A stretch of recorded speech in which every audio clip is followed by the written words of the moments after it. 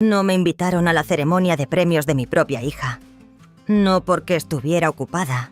No porque estuviera enferma. Fue porque no me querían allí. La misma hija a la que había criado, para la que cociné cada comida, con la que me quedé de despierta durante sus fiebres y a la que le allané el camino a la universidad, estaba ahora en un escenario aceptando el premio a la Mujer del Año, sin guardarle un solo asiento a su madre entre el público. Solo me enteré de la ceremonia por un comentario casual de mi nieta.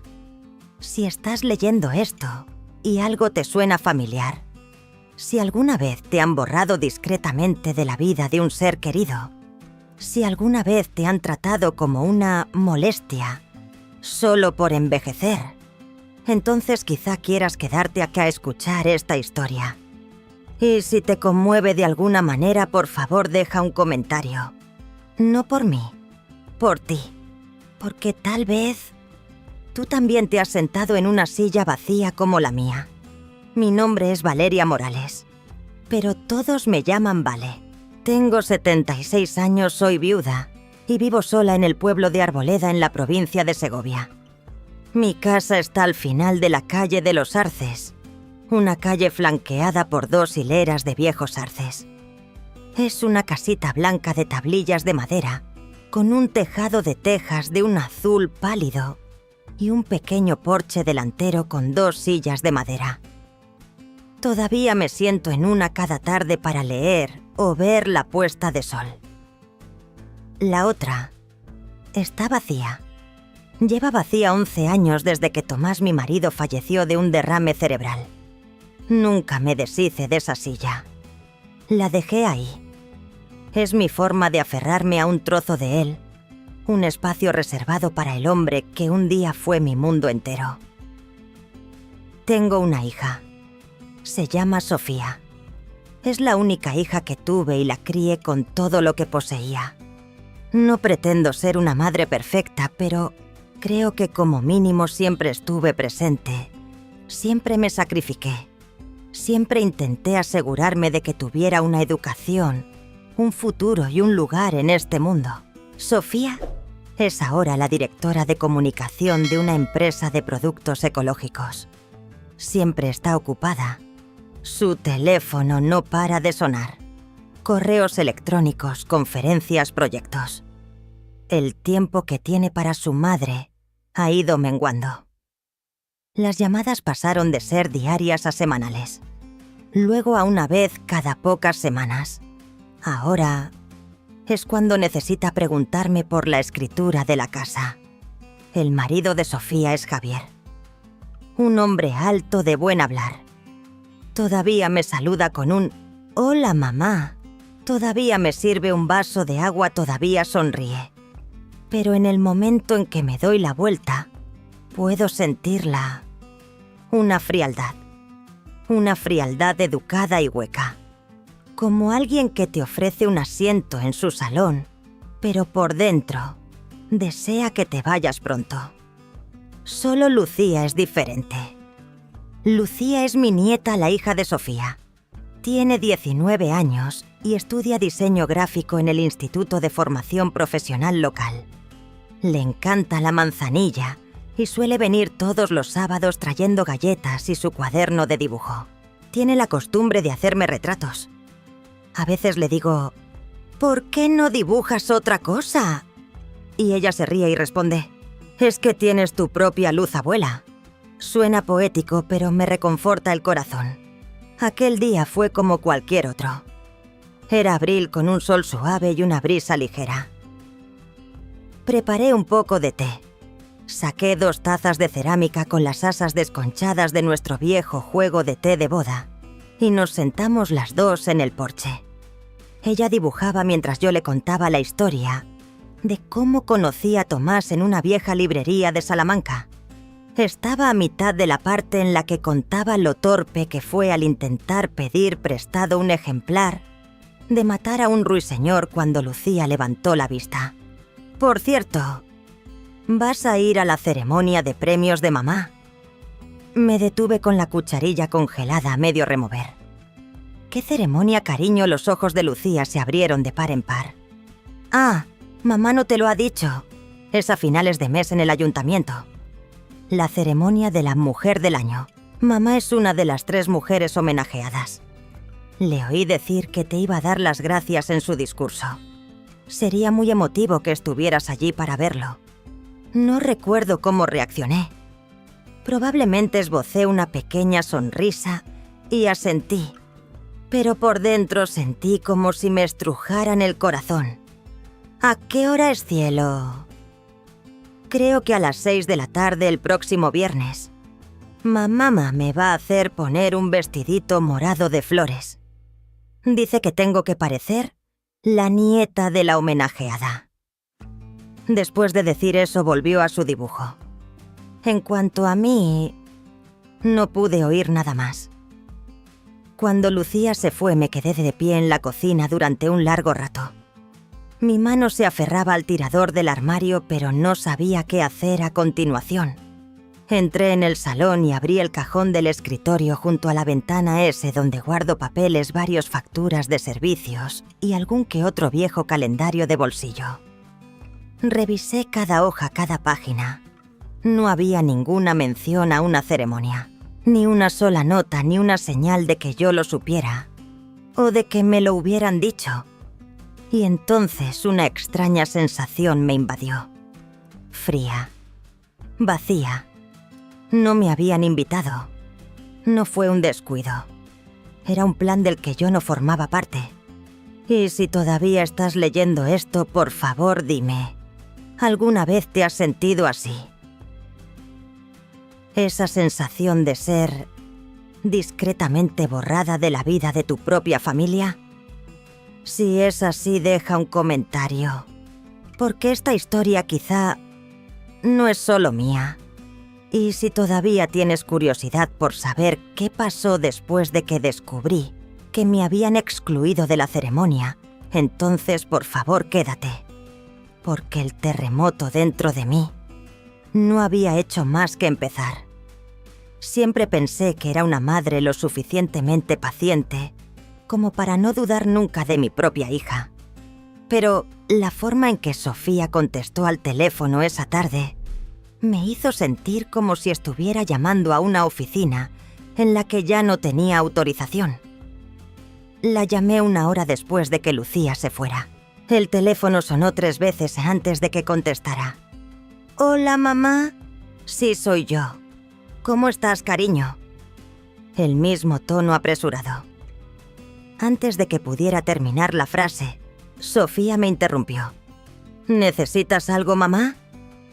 «Estoy a punto de entrar en una videollamada con nuestro equipo de Seúl. Es urgente». Dudé. He oído por Lucía que tienes una ceremonia de premios en el ayuntamiento el próximo fin de semana. Una breve pausa. Luego se rió un sonido tan fino como el papel. «Ah, eso. Es solo una formalidad, mamá. No tienes que preocuparte por esas cosas. Además, sé que nunca te han gustado las multitudes, ¿verdad? Sería demasiado abrumador para ti. Deberías descansar». Antes de que pudiera decir una palabra más, me dio el golpe de gracia. «Tengo que ir a mi reunión. Te llamo más tarde. Adiós, mamá». Clic. Me quedé allí con el teléfono todavía en la mano que temblaba ligeramente. No intentaba forzar mi entrada. Solo estaba preguntando. Pero ser despachada de esa manera por la misma hija por la que había sacrificado mi vida dolió de una forma que nada más podrías hacerlo. Media hora más tarde el teléfono volvió a sonar. Era Javier. Dudé un segundo antes de contestar. «Mamá, soy Javi. ¿Cómo estás?» «Estoy bien, Javi». Javier siempre hablaba como un relaciones públicas. Cada palabra estaba cuidadosamente elegida, era educada y eficiente. Pero nunca cálida. «Escucha, mamá. Sé que le has preguntado a Sofía por la ceremonia.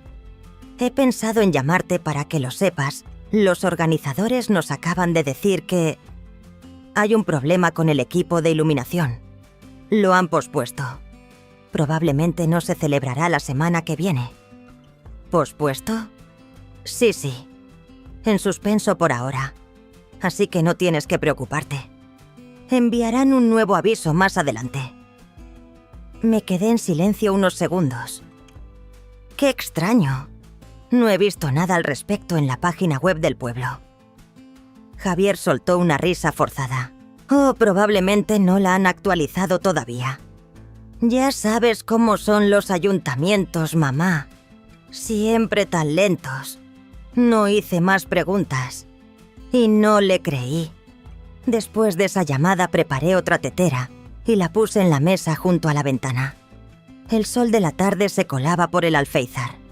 Abrí mi viejo portátil, el que Lucía me había enseñado a usar hacía unos años, y entré en la página web oficial del Ayuntamiento de Arboleda.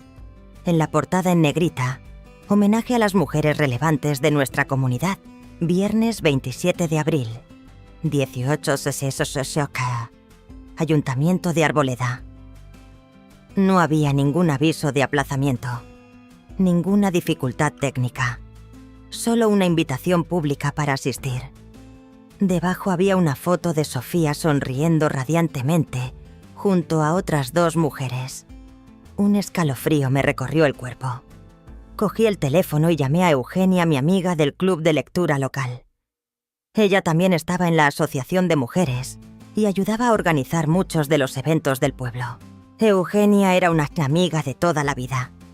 Una vez me dijo: «Vale solo los libros y los verdaderos amigos nunca te traicionarán». Desde que su marido falleció tomábamos el té juntas todos los miércoles. Si había alguien en quien confiaba además de Lucía, era ella. «Diga, ¿vale? ¿Eres tú?» ¿Cuánto tiempo Eugenia quería preguntarte una cosa? Esa ceremonia de premios de la semana que viene se ha pospuesto. ¿Pospuesto? Ni hablar. ¿Por qué?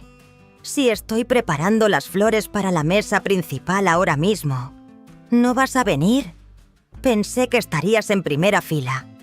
Tu hija es una de las 3 homenajeadas por todos los cielos. No supe qué responder. Debí de confundirme de fecha. Eugenia continuó con la voz llena de entusiasmo. Deberías ponerte ese vestido azul pálido. Te queda tan bien con el pelo. Todavía lo recuerdo de la fiesta del club de lectura. Y escucha esto. Lucía incluso va a leer un poema, lo escribió para su madre. Lo he oído, es increíblemente conmovedor. Vas a estar muy orgullosa. Le di las gracias y colgué. Me quedé sentada en silencio durante un largo rato.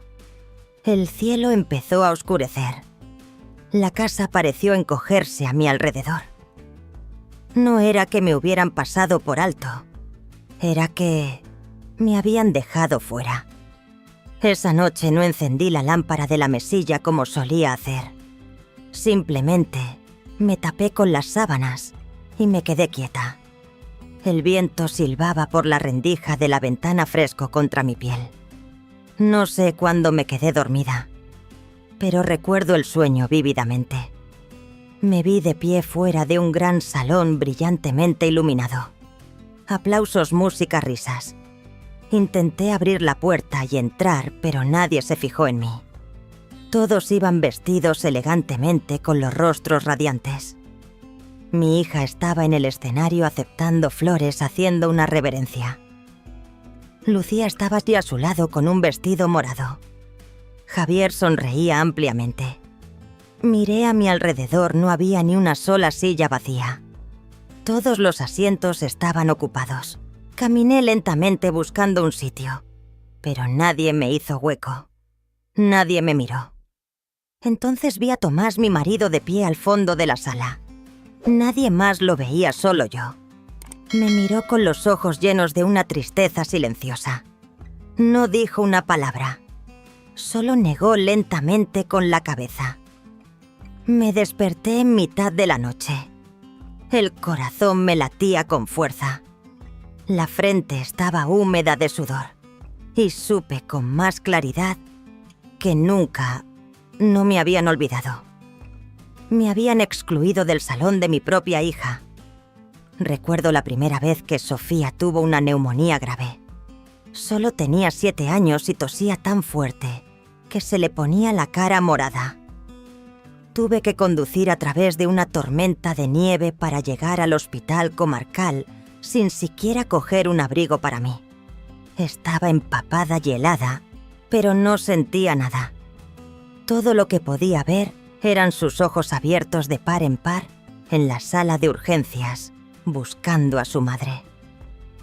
Tomás aún vivía, pero trabajaba en el turno de noche en la fábrica de papel. Cada noche me sentaba en la silla de mimbre, sosteniéndola en mis brazos, poniéndole un paño caliente en la frente y cantándole suavemente la nana que mi propia madre solía cantarme a mí. Solía pensar que si alguien me preguntaba de qué estaba más orgullosa en la vida, la respuesta sería: fui una madre decente. Después de que Tomás falleciera, apenas tuve un momento para mí.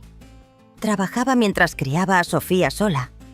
Un año tuve 2 trabajos, limpiaba habitaciones de motel durante el día y llevaba la contabilidad de una gasolinera por la noche. No tenía a nadie en quien apoyarme. No había ahorros de Tomás. Había muerto demasiado de repente. Así que cuando Sofía fue aceptada en un máster de comunicación en otra comunidad, vendí las últimas acciones que me quedaban de la empresa donde había trabajado Tomás para pagarle la matrícula del primer semestre. Ella dijo: «No tienes que hacer eso, mamá». Yo sonreí. Si no lo hago yo, ¿quién lo hará? En 2012, enviaron a Sofía a un congreso en París. Ella y Javier llevaban casados menos de un año y Lucía solo tenía 6. Sofía me llamó una noche con voz vacilante. «Mamá, ¿podría dejarte a Lucía unos días? Me han invitado a presentar en Francia. Ni siquiera la dejé terminar. Solo dije: ve, yo la cuidaré». No le hablé de mis rodillas que me dolían por la artritis. No le mencioné que esa era la semana en que le había prometido a Eugenia que la ayudaría a limpiar la vieja librería. Simplemente lo pospuse todo. Traje a Lucía a casa, le preparé tortitas cada mañana y le leí Matilda cada noche. La niña se rió durante días. Solía pensar que vería esa sonrisa cada semana. Pero entonces las cosas cambiaron. Últimamente, los mensajes de Sofía se habían vuelto cada vez más cortos.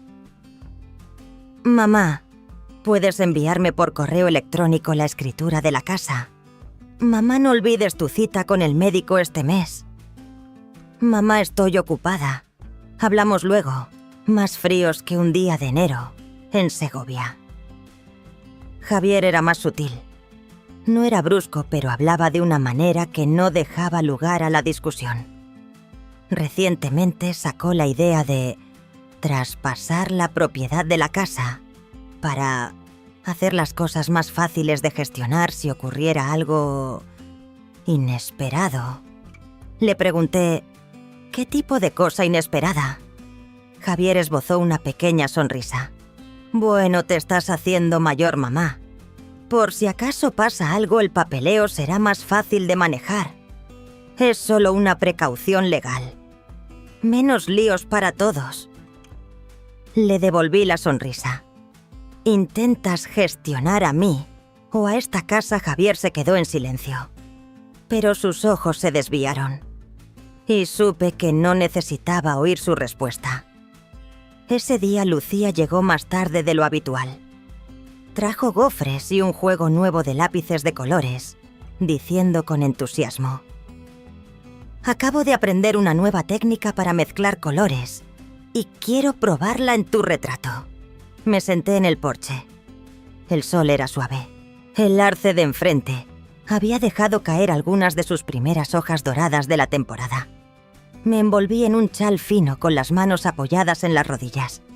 No estaba leyendo nada, solo miraba la calle y pensaba. Después de montar su caballete, Lucía me miró. «Abuela, ¿por qué pareces tan ¿Enmarcada? Me volví hacia ella. ¿Qué decías, cariño? Ella soltó una risita.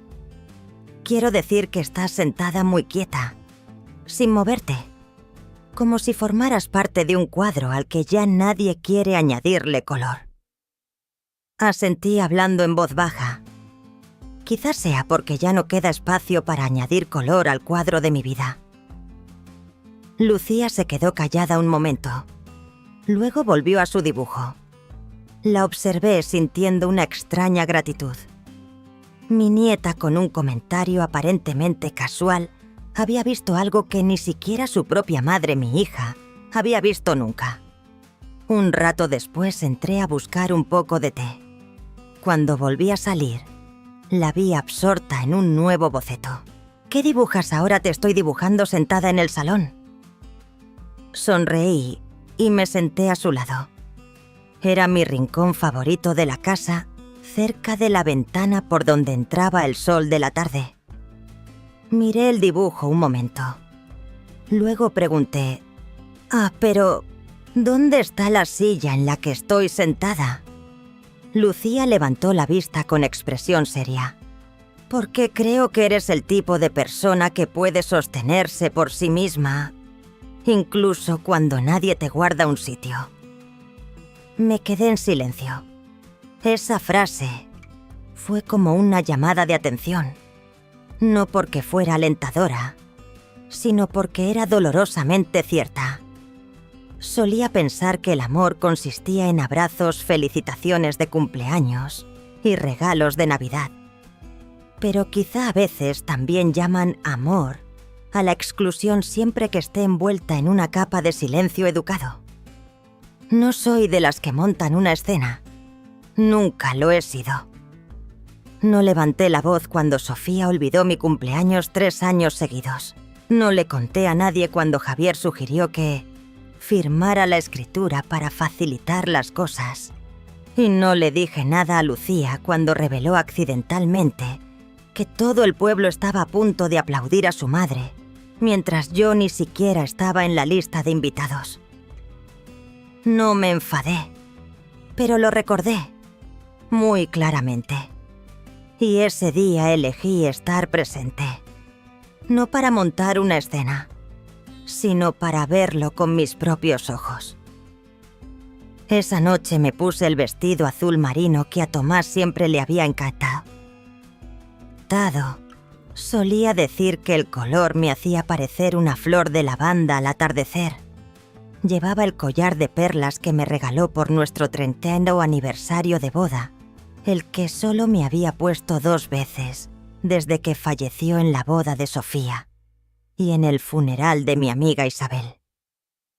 Llamé a un servicio de taxi local. Cuando el conductor, un joven con el pelo teñido de rubio, me preguntó a dónde iba, le dije: déjeme detrás del ayuntamiento, en la esquina de la calle de los Álamos. No en la entrada principal, señora, no. No quiero perderme. Llegué un poco temprano. El aire de abril en Arboleda era fresco con el aroma de las flores silvestres que traía la brisa. A un lado del ayuntamiento había un pequeño camino de ladrillos que conducía a una puerta de servicio, la que usaba el personal de bastidores. Lo seguí moviéndome tan sigilosamente como una sombra. Había estado aquí muchas veces. Cuando era más joven estuve en este mismo salón repartiendo folletos para la feria del libro de otoño. Ahora tenía que colarme como una extraña sin nombre. Después de unos minutos buscando a tientas en la penumbra, encontré una pequeña puerta entreabierta. Daba ya una escalera de madera que subía a entresuelo la sala de control de sonido e iluminación. Desde allí una gran cortina ocultaba parte de la zona de bastidores. Me deslicé detrás de ella, abriéndola lo justo para ver. Y entonces lo vi. Una gran pancarta extendida de forma prominente por el escenario, homenaje a nuestra mujer del año, Sofía Vargas Morales. Abajo en la mesa principal reconocí a Javier con un traje gris claro. A su lado estaba Lucía con el pelo recogido en un elegante moño llevando el mismo vestido morado de flores que había descrito. El resto de la mesa estaba ocupado por autoridades locales, representantes de la Asociación de Mujeres y algunas otras caras que conocía. Todos estaban en sus sitios sonriendo y charlando animadamente. Pero yo no. No había un solo asiento guardado para la madre de la homenajeada. Apreté el bolso con tanta fuerza que mis nudillos se pusieron blancos. Entonces empezó la música de introducción. El coordinador del evento presentó a los oradores. Vi a Javier subir al escenario. Se ajustó el micrófono, sonrió al público con la voz firme y segura. Cuando Sofía y yo empezamos no teníamos muchos cimientos. Fruncí el ceño. Nadie que nos guiara, nadie que nos respaldara. Solo nos teníamos el uno al otro. Y fue nuestro amor, nuestro trabajo duro y nuestra fe mutua lo que nos ayudó a superar cada desafío. Casi se me cae en el bolso. Esa frase fue como una bofetada a mi dignidad ligera pero hiriente. Sin cimientos. Nadie que los respaldara. ¿Quién se había quedado despierta toda la noche cuidando de Lucía para que ellos pudieran pasar 3 semanas en Francia? ¿Quién había vendido sus últimas acciones para pagar la matrícula de aquel máster? ¿Quién había cuidado cada ladrillo de la casa en la que ahora vivían solo para ser tratada como si nunca hubiera existido? Volví a mirar al público. La gente aplaudía asintiendo con aprobación. Le creían. Y quizá ese fue el momento en que realmente lo entendí. Me habían borrado de la historia. No con una declaración sonora, sino con palabras vacías disfrazadas de humildad. Me quedé detrás de esa cortina durante un largo rato. No lloré. Había pasado por demasiado en mi vida como para que un discurso me rompiera. Pero era la primera vez que veía a mi hija sonreír tan radiantemente, sin necesitar que su madre fuera testigo.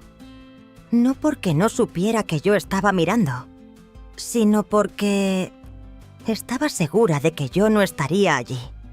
Y quizá eso era lo más doloroso de todo. Hay momentos en tu vida que nunca puedes olvidar, por mucho que lo intentes. Para mí fue ese momento de pie detrás de una cortina de terciopelo sola en la penumbra, viendo en silencio cómo todo un pueblo elogiaba a mi hija, como si yo nunca hubiera existido. Estaba a punto de darme la vuelta e irme. No creía poder soportar otro agradecimiento invisible. Pero entonces lo vi Luis Quintana. Recordaba ese nombre claramente de nuestros días de instituto. Luis era el chico que vivía al otro lado de la calle, que siempre pedía libros prestados y nunca los devolvía a tiempo, que solía robar los pasteles que yo dejaba enfriando en el alféizar de la ventana. El chico tímido se había convertido en un hombre distinguido, de pie en el escenario con un traje gris, su pelo canoso pulcramente peinado, su voz clara y articulada. Y nos gustaría extender nuestro más sincero agradecimiento a nuestros patrocinadores que han hecho posible el evento de este año, en este maravilloso espacio. El público aplaudió. Él hizo una reverencia educada. Luego se giró para ir hacia bastidores. No tuve tiempo de moverme. La puerta de bastidores se abrió de golpe y la luz del interior se derramó en el pequeño pasillo. Luis me vio y se detuvo. Un destello de sorpresa cruzó sus ojos. Luego su expresión se suavizó. «Vale, Dios mío», asentí levemente. «Pensé que serías una invitada de honor». Solo sonreí, pero tenía un nudo en la garganta. Yo fui quien propuso el título de Mujer Inspiradora al comité porque me acordaba de ti, haciendo voluntariado como profesora en la biblioteca, todos esos años que dirigiste el círculo de lectura infantil. Hizo una pausa estudiándome más de cerca. No podía ocultarle nada a los ojos de Luis. Me había conocido cuando todavía era la enérgica Vale, con un fajo de viejas programaciones didácticas bajo el brazo. Pero... ¿estás aquí entre bastidores? ¿Por qué no estás en el público? Solté una risa, un sonido que era mitad amargura, mitad autodefensa. No me invitaron, Luis. Frunció el ceño. Eso no puede ser. Sofía nunca me lo dijo. Solo me enteré porque a mi nieta se le escapó. Vine porque tenía que confirmar si de verdad me habían dejado atrás o si solo era un error. Vale. Levanté una mano como para impedir que dijera más, pero mis lágrimas no obedecieron. Cayeron. No eran sollozos grandes y dramáticos, sino un goteo lento y silencioso, como si hubieran estado esperando años el permiso para fluir. No lloraba de dolor. Lloraba porque me había acostumbrado tanto a soportar en silencio, sin que nadie lo viera. Luis no dijo nada. Simplemente se adelantó en silencio. Tomó mi mano, una mano que había empezado a temblar con la edad, y la apretó suavemente. No sé la razón, pero si quieres, yo te acompañaré personalmente a ese salón. Sin entrada, sin lista de invitados. Si quieres entrar, yo te llevaré. Lo miré. En sus ojos no había lástima. Solo presencia. Real y sólida. Asentí. Gracias, Luis. Pero no hace falta ningún anuncio. No quiero interrumpir la ceremonia. Solo quiero entrar como una persona normal. Luis sonrió. Nadie es normal cuando es fiel a sí mismo, ¿vale? Y con eso me condujo por el pasillo rodeando el escenario hasta el otro lado. La puerta del salón principal se abrió. Las luces eran tenues, el ambiente cálido, el aire impregnado del leve aroma de las flores decorativas. Sonaba una música suave de fondo. Di pasos lentos y deliberados. Algunas personas se giraron para mirar, pero no les hice caso. Solo miré al frente, hacia el lugar donde debería haber estado desde el principio. Era la primera vez que entraba en un salón de honor, no como una madre, sino como una prueba. Una prueba viviente de que alguien había ayudado a construir los cimientos solo para ser olvidada en el muro de la fama.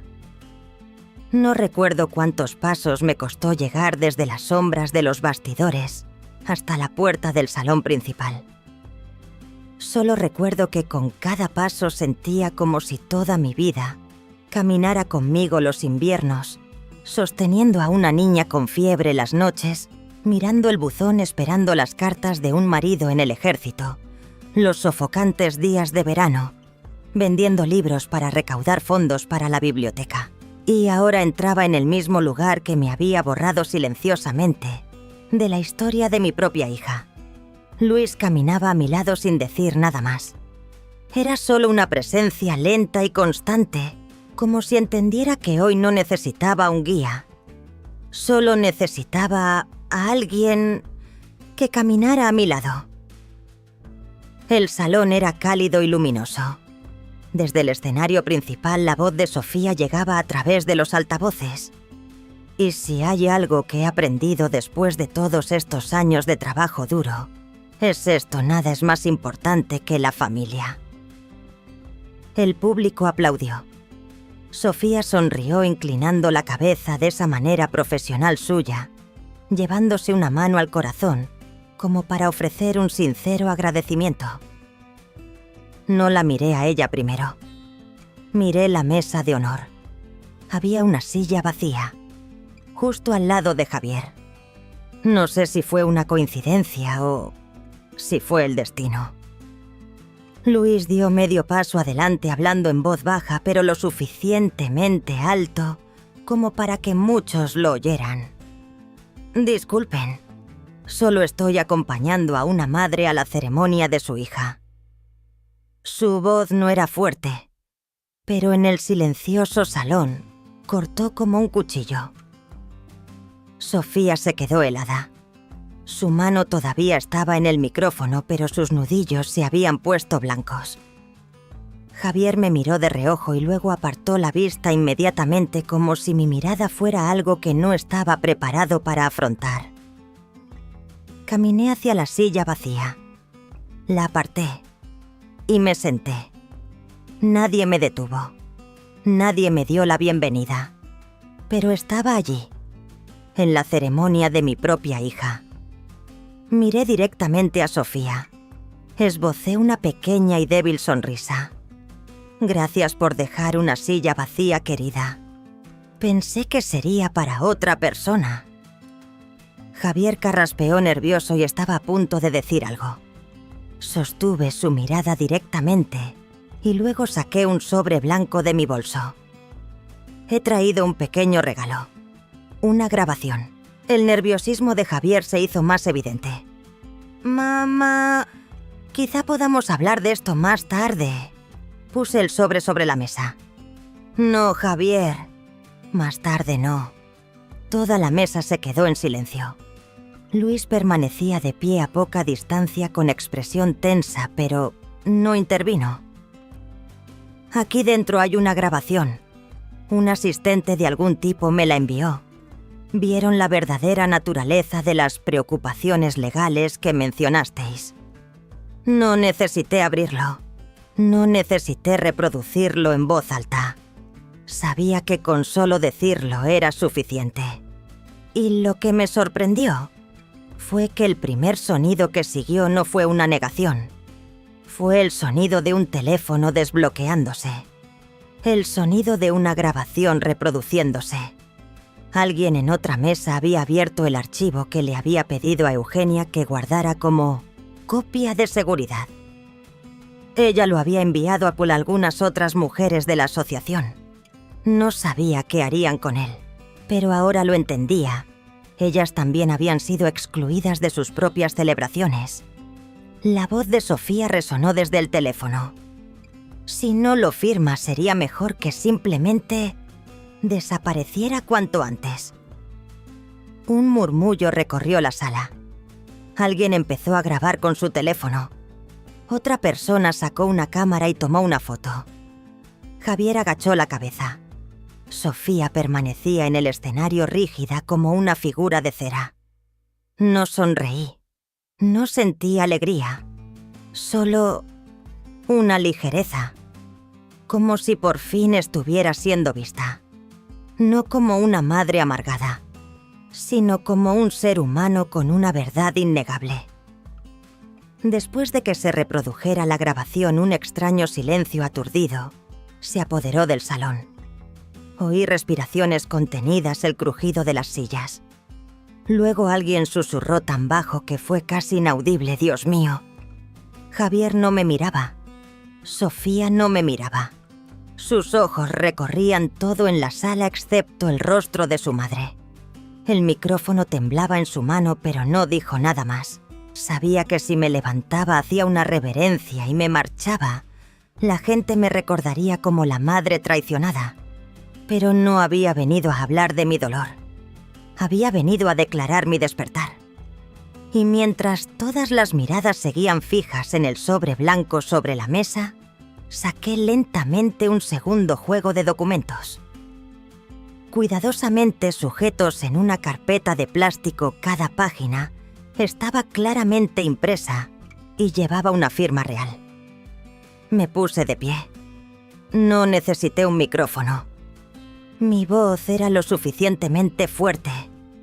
No sé cuántos de ustedes aquí creen lo que acaban de oír. Para muchos, los asuntos familiares son privados. Pero hay una cosa que he aprendido después de 76 años en este pueblo. Cuando algo malo ocurre en silencio, el silencio se convierte en parte de lo malo.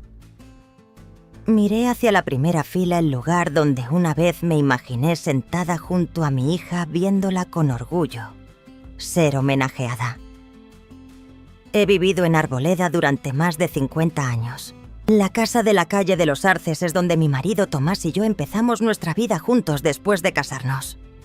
En ese salón sostuve a Sofía en brazos las noches que tenía fiebre. Desde la ventana de esa cocina solía pasar pan recién horneado a mis vecinos. Hice una pausa respirando hondo. Pero hace una semana vendí esa casa. Una oleada de susurros estalló. La cabeza de Sofía se levantó de golpe como si despertara de un sueño. Y el dinero de esa casa, casi 600.000 euros, no está en manos de nadie de mi familia. Se está transfiriendo al Fondo Tomás Vargas. Miré hacia Lucía. Estaba sentada paralizada con los ojos muy abiertos. Le sonreí. Este fondo es para estudiantes que han perdido a su padre y son criadas por una madre o abuela soltera. Niñas que han sentido la ausencia de alguien tal como yo. La sentí una vez. Sostuve el último documento en alto y la persona en la que confío para supervisar el futuro de este fondo no es Sofía, no es Javier, es mi nieta Lucía. Lucía se tapó la boca con los ojos llenos de lágrimas. Toda la sala estalló en aplausos. Un aplauso real, genuino, no del tipo educado y superficial. Bajé la mano. Y luego añadí lo último que había llevado conmigo durante los 11 años desde la muerte de Tomás. No digo esto para manchar el nombre de nadie. Pero si permanezco en silencio, entonces otras nietas, otras madres, otras personas que han sido borradas de las historias de sus familias podrían pensar que merecen ser tratadas de esta manera. Miré a mi hija. Sofía, no necesito una disculpa tuya. Solo quiero recordarte, fui yo quien llamó a todas las puertas de las universidades para pedir becas para ti. Fui yo quien vendió lo último que Tomás dejó. Fui yo quien te cuidó cada noche, cada tos. Bajé la voz. Y cuando estuve hospitalizada el año pasado por hipertensión, me dijiste que estabas ocupada en un congreso de marketing en San Francisco. Pero vi las fotos tuyas en un balneario en Cantabria, publicadas en las redes sociales. La cabeza de Javier se hundió aún más. Sofía dio un paso atrás, luego otro. Cuando llamas a eso amor, todo lo que yo puedo llamarlo es selectivo. Y el amor que es selectivo no es amor en absoluto. Los aplausos estallaron de nuevo más fuertes, esta vez más resonantes. Algunas personas se pusieron de pie. Sofía se dio la vuelta bruscamente y abandonó el escenario, sin decir una palabra. Javier miró a su alrededor y luego la siguió en silencio. No corrí tras ellos. No intenté detenerlos.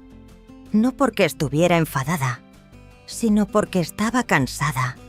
Cansada de tener que demostrar que merecía existir en la misma historia que yo había creado. Mientras el salón volvía lentamente a la normalidad, una mujer de la mesa de prensa se levantó. La reconocí, escribía para el Correo de Arboleda. Levantó la mano. Señora Morales, ¿estaría dispuesta a responder algunas preguntas? Sonreí y negué con la cabeza. No, no he venido aquí a contar una historia triste. Solo he venido a estar presente. Dejé el escenario con la carpeta todavía en la mano. Luis me esperaba junto a la puerta. No hizo ninguna pregunta. Solo asintió. Me volví una última vez. Miré aquel salón y pensé, no toda la que da luz a un hijo es llamada madre. Pero yo lo fui. Y ahora era testigo del colapso de una falsa leyenda. No volví a la casa de la calle de los Arces después de esa noche.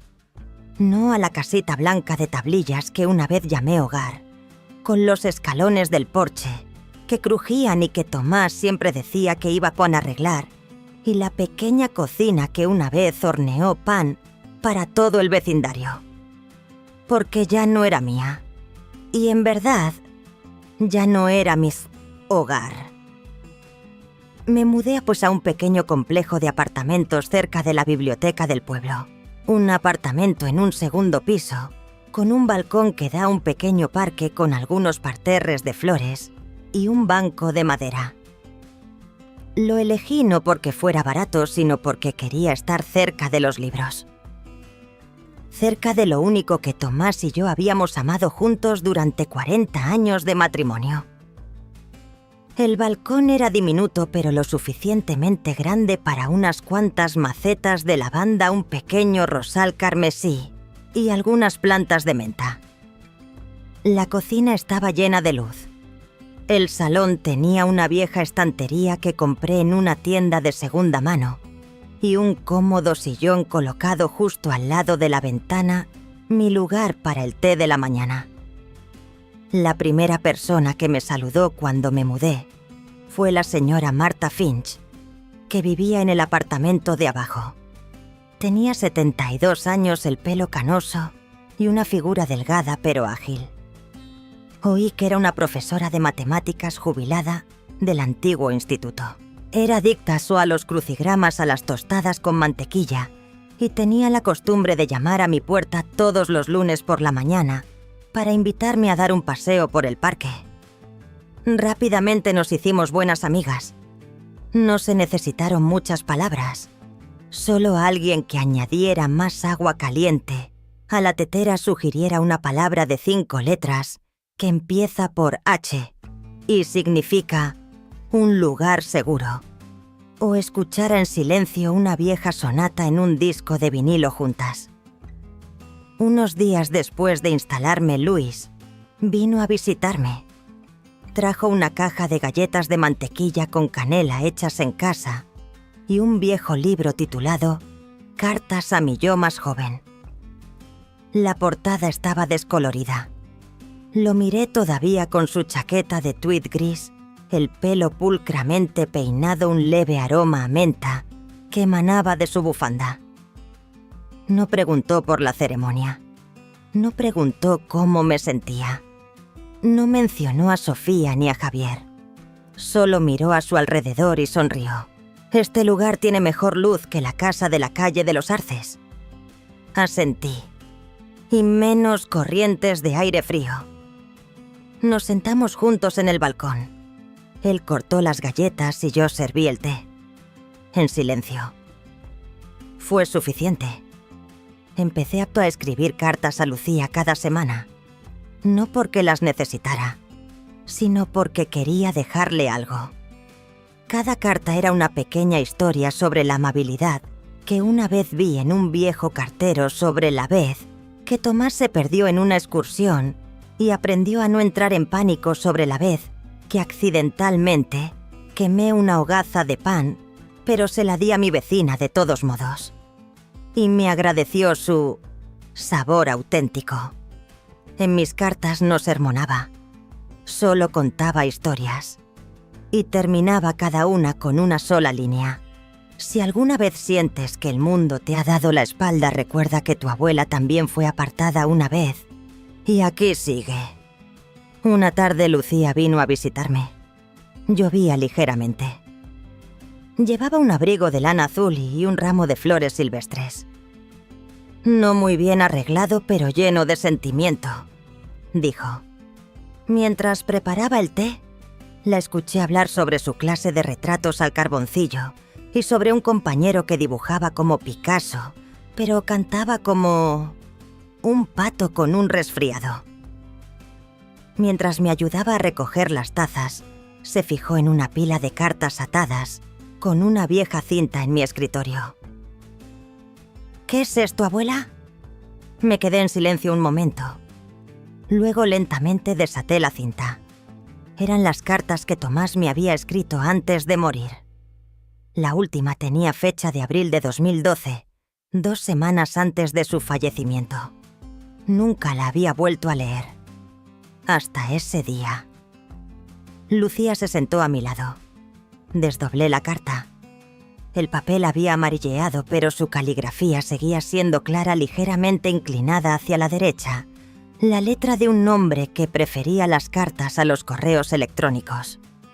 La leí en silencio. Cuando llegué al final se me nubló la vista. Si alguna vez te encuentras en un mundo sin mí, construye uno para ti que te haga tan feliz como lo eras cuando yo estaba. Lucía apretó suavemente mi mano. No dije nada. Solo dejé que mis lágrimas cayeran sobre el borde de la carta. No por tristeza, sino porque sabía que estaba haciendo lo correcto. No había esperado a que alguien construyera una silla nueva para mí. La había construido yo misma. Y ahora estaba sentada en ella viendo el sol entrar por mi balcón, escribiendo cartas a mi nieta, tomando el té con una nueva amiga y conservando los recuerdos más hermosos de mi vida a mano, en papel con gratitud. No recuerdo cuántas veces de joven me senté junto a la ventana de la biblioteca municipal de Arboleda, con un libro viejo en la mano escuchando el tic-tac del reloj de pared, como una suave palmada en el ritmo de una vida tranquila. Pero de una cosa estoy segura, nunca pensé que el nombre de mi marido estaría colgado en sus paredes. Y nunca pensé que esa sería la forma de reconectar con mi comunidad. No como la madre de Sofía, sino simplemente como Valeria Morales, una mujer que una vez vivió en silencio y que ahora elegía no hacerlo más. La ceremonia de inauguración de la nueva zona de lectura infantil, el Rincón Infantil Tomás Vargas, se celebró un sábado por la mañana a mediados de mayo. El sol era suave, el aire no demasiado caluroso. Parecía que todo el pueblo estaba allí, padres con sus hijos, estudiantes de secundaria con chalecos de voluntario, Eugenia, llegando temprano con un ramo de ásteres morados, y la prensa local montando trípodes en cada rincón. Una joven reportera se me acercó sonriendo. «Señora Morales, soy Carrie del Correo de Arboleda. ¿Podría compartir un poco su visión sobre esto?», asentí. No quería dejar un monumento o un gran retrato. Solo quería dejar sillas. Sillas para los niños. Los que no tienen a nadie que les lea en casa. Los que pueden sentarse a abrir un libro y pensar: «Alguien preparó este lugar para mí». Se quedó callada un momento. Luego asintió. Es una forma preciosa de hablar de la bondad. No estaba segura de si era bondad.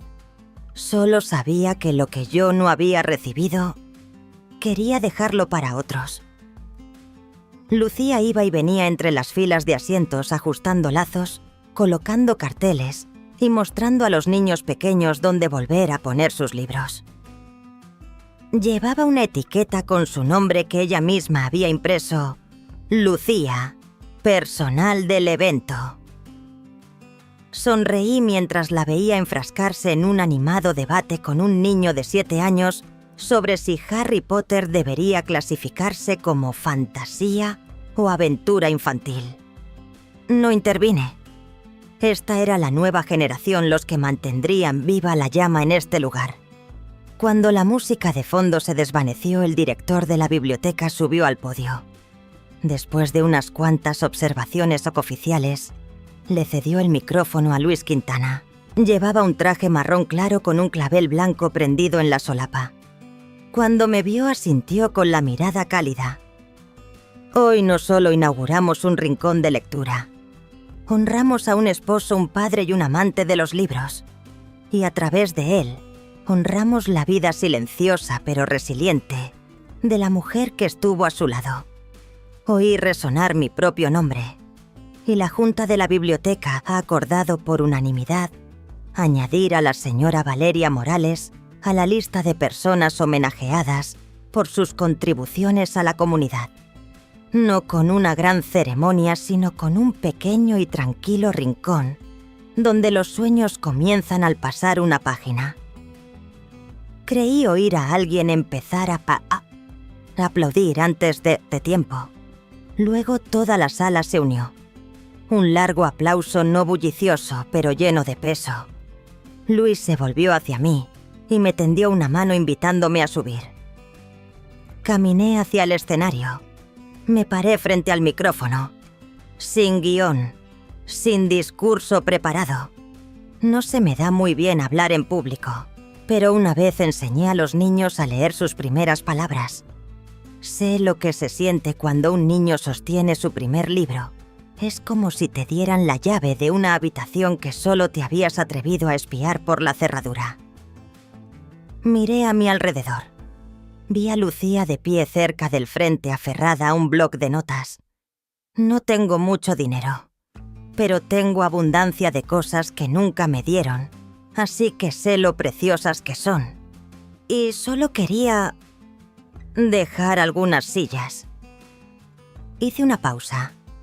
Miré hacia el nuevo rincón de lectura con sus 8 sillas bajas de madera, una pequeña mesa redonda y un mural de un bosque y un sol naciente. Sillas para que los niños puedan sentarse, abrir un libro y saber que son bienvenidos. Incliné la cabeza. Luego me aparté del micrófono. Luis me puso una mano suave en el hombro mientras bajaba. En ese preciso instante, vi una figura familiar en el borde del recinto del evento. Sofía. Estaba allí con un largo abrigo beige, el pelo suelto, aferrada a un bolso. No se adelantó. Pero su mirada estaba claramente fija en el escenario y en mí. No hice ninguna seña. Ella tampoco. Pero vi una cosa claramente. Mientras los ojos de todos se volvían hacia mí, ella supo que ya no era el centro de atención. Y quizá por eso se dio la vuelta y se retiró. Regresé a mi balcón esa tarde después de la ceremonia. En mis manos tenía un libro nuevo que la biblioteca me había regalado el sembrador. El té todavía estaba caliente. El sol todavía era soperar coave. Y supe... Nadie me había dado un título. Simplemente había elegido dejar una silla para los niños, lo mismo que una vez no tuve. Solía pensar que envejecer sin nadie a tu lado era un castigo. Ahora veo que a veces es una recompensa. No porque la soledad sea agradable, sino porque cuando has vivido lo suficiente, aprendes a elegir la presencia, no a mendigarla. Esa noche Luis me recogió en su vieja camioneta. Fuimos al teatro del pueblo a ver una producción de El Rey Lear. Llevaba un vestido azul oscuro y un pañuelo de seda gris, plateado, el último regalo de cumpleaños que Tomás me hizo. Luis llevaba una chaqueta marrón, el pelo pulcramente peinado con ese aroma a madera y a las galletas recién horneadas que él mismo había preparado. La obra no fue excepcional, pero el acto final, cuando el viejo rey pierde a sus hijas, su trono y su cordura, me hizo aferrarme a las mangas de mi abrigo. De camino a casa permanecí en silencio durante un largo rato. Luis fue el primero en hablar. ¿Crees que de verdad lo sentía el rey Lear? Respondí sin mirarlo. No lo sé, pero quizá... De lo que más se arrepintió no fue de elegir a la hija equivocada. Fue de no verse a sí mismo a tiempo. Luis asintió. Creo que a veces el amor en la madurez no se trata de empezar de nuevo. Se trata de demostrarte a ti mismo que todavía puedes sentir. Sonreí. No porque las palabras fueran románticas, sino porque eran sinceras, del tipo de sinceridad que solo puedes entender cuando has vivido lo suficiente como para no necesitar ya grandes declaraciones. A la mañana siguiente Lucía llamó. Abuela, la semana que viene tengo vacaciones de primavera. Estaba pensando en llevarte de acampada 3 días conmigo y 2 amigas. Yo me encargo de todo. Tú solo tienes que traer un sombrero de ala ancha y tus zapatillas de caminar. Me reí. Y tendré que llevar mi propio té. Si no, no podré soportar el olor de las salchichas a la parrilla. Lucía soltó una risita. Su voz al teléfono sonaba como el sol de primavera. Miré hacia mi balcón donde la lavanda acababa de echar 2 nuevos brotes. Pensé para mis adentros que por primera vez en mucho tiempo realmente tenía planes. Y eran planes para mí, no para nadie más. Esa tarde mi teléfono vibró con un mensaje de texto. Era de Javier. Mamá, lo siento. De verdad. Me equivoqué. Solo espero que puedas darnos a Sofía y a mí una oportunidad para arreglarlo. 1 hora más tarde recibí una carta escrita a mano de Sofía. El papel era grueso con un ligero aroma a perfume, la caligrafía todavía familiar. Pero el contenido era extraño. Madre, si todo lo que hiciste fue para hacerme sentir culpable, entonces lo has conseguido. Pero yo también tenía mis razones. Solo quiero que entiendas que a veces no sé cómo mostrar mis sentimientos de la manera correcta. Lo siento si eso es lo que necesitas oír. Doblé la carta. La dejé hasta un lado. Luego me senté en mi escritorio. Saqué una hoja de papel y la vieja pluma con el nombre de Tomás grabado en el capuchón. Y le escribí a mi hija por primera vez, no con ira contenida, sino con claridad. Sofía. Si te disculpas para recuperar la casa, debo decirte que ya no está. Si te disculpas para recuperar a tu madre, entonces sigo aquí. Pero la madre que tuviste ahora vive como una mujer libre. No necesito obediencia ni necesito que agaches la cabeza. Necesito comprensión. Y si no estás preparada para eso, no estaré esperando. Tu madre vale.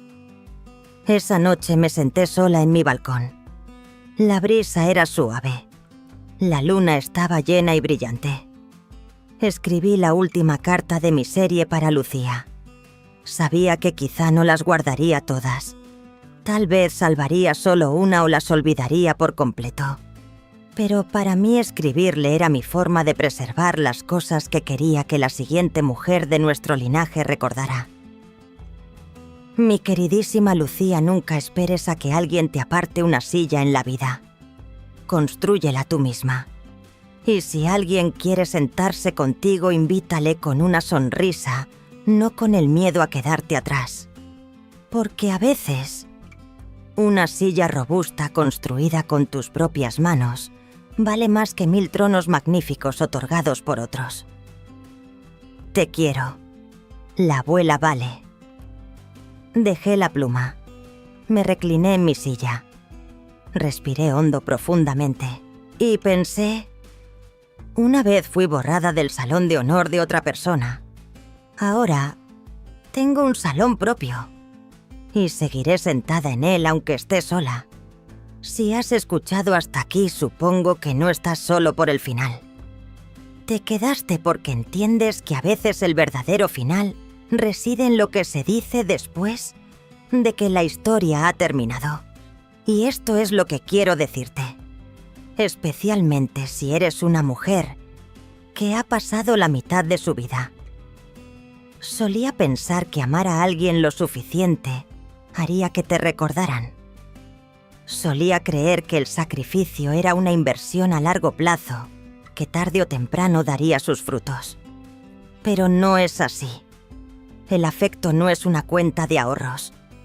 Y ser madre no es garantía de que nunca serás olvidada. Nosotras las mujeres que hemos pasado los 50, 60, 70, a menudo vivimos con la silenciosa creencia de que, mientras sea útil, me necesitarán. Nos acostumbramos a vivir en roles: la guardiana de la cocina, la guardiana de los nietos, la guardiana de la casa. Nos acostumbramos a sentarnos en el borde de la mesa, a servir el té, a permanecer en silencio. Estamos acostumbradas a oír: «Mamá, ¿puedes ayudarme con esto?» Pero no: «Mamá, ¿qué quieres tú?» Y entonces un día nos despertamos y nos damos cuenta de que hemos sido lentamente desplazadas del centro, no porque nadie fuera intencionadamente cruel, sino porque guardamos silencio durante demasiado tiempo. No escribo esto para llamar a una rebelión. No te digo que abandones tu hogar, que vendas todo lo que posees o que cortes los lazos con tus hijos y nietos. No, solo quiero que empieces a hacerte una pregunta. ¿Sigo sentada en mi propia silla, en mi propia vida? Si la respuesta es «no estoy segura», entonces tienes derecho a empezar de nuevo. Empieza con algo pequeño, una taza de té preparada solo para ti. Un libro leído solo para ti. Un paseo dado sin más motivo que el de pasear. Y poco a poco, recordarás quién eras antes de convertirte en la esposa de, la madre de, la abuela de. Tomás, mi marido, una vez escribió algo para mí. Si ya no estás en la historia de otra persona, entonces escribe una historia para ti misma. Tardé muchos años en entenderlo. Tú no tienes por qué tardar tanto.